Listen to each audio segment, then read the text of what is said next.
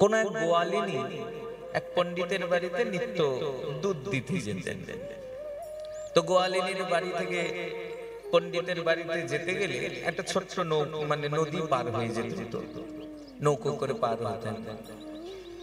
একদিন ঘোর বর্ষা এসেছে, ঝড় বৃষ্টি ভয়ঙ্কর এসেছে মাঝে।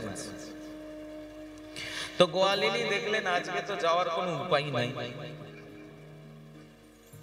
নদী সংলগ্নে গিয়ে দেখলেন, নদীর সান্নিধ্যে গিয়ে দেখলেন নদীতে খেয়াও নাই আছে, কি করে পার হবে?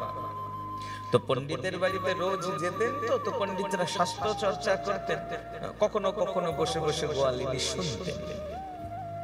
তো একদিন গোয়ালিনী শুনেছেন, পণ্ডিতরা আলোচনা করেছেন যে হনুমানজি রাম নাম করে করে জয় শ্রী রাম বলে সমুদ্র লঙ্ঘন করে লঙ্কায় চলে গেছে, এটা শুনেছেন। তো গোয়ালিনীর তখন মনে পড়ল, আচ্ছা হনুমানজি যদি সমুদ্র পার হয়ে যায় রাম নাম করে, আমি ছোট্ট নদীটা পার হতে পারবো না? আমিও রাম রাম করে পার হয়ে যাব। বিশ্বাস, পণ্ডিতের বাক্যে তার এতই বিশ্বাস, গোয়ালিনী বুড়ি রাম রাম রাম রাম করতে করতে সত্যি নদী পার হয়ে চলে গেলেন।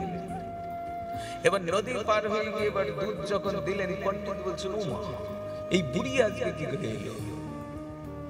আজকের দিনে তো নৌকো থাকার কথা নয়, আর এই নদী পার হলো কি করে? বর্ষার নদী ভরে গেছে, সেটা পার হওয়া আরো কঠিন, কি করে পেরোলো? গোয়ালিনীকে বলছেন, আজ তুমি পার হলে কি করে? গোয়ালিনী বুড়ি বলছেন, পণ্ডিত মশাই আপনাদের মুখেই শুনেছি হনুমানজি রাম নামে সমুদ্র পার হয়ে গেছে, আর একটা নদী আমিও রাম রাম করতে পেরিয়ে গেলাম। পণ্ডিত বলছেন, বুজরুগির আর জায়গা নেই, আমার সঙ্গে বুজরুগি? আমি এতদিন এত পাঠ করলাম, আমি জীবনে কোনোদিন রাম রাম করে নদী পেরোতে পারিনি, তুমি পার হলে? অসম্ভব। বলে না, আমি রাম রাম করেই পার হয়েছি। বলে দেখাও। বলে চলো। এবার বুড়ি নদীর তটে গিয়ে রাম রাম রাম রাম বলতে বলতে সত্যি সত্যি নদীর উপর দিয়ে হেঁটে চলে যাচ্ছেন। এখন পণ্ডিতজি বলছেন, আমি পারবো? বলে হ্যাঁ পারবেন, না আপনার মুখেই তো শুনেছি আপনি পারবেন, চলো। এবার পণ্ডিতজি রাম রাম করে নদীতে পা দিচ্ছেন আর ধুতি গোটাচ্ছেন। রাম রাম করেছেন, ধুতি গোটাচ্ছেন, ধুতি উঠতে আছে আর জলে ডুবতে আছে।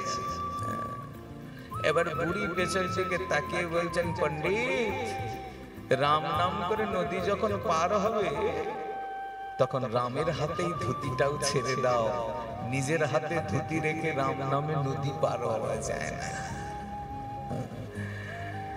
যদি রাম নামেই পার হবে তো সব তার হাতে সমর্পণ।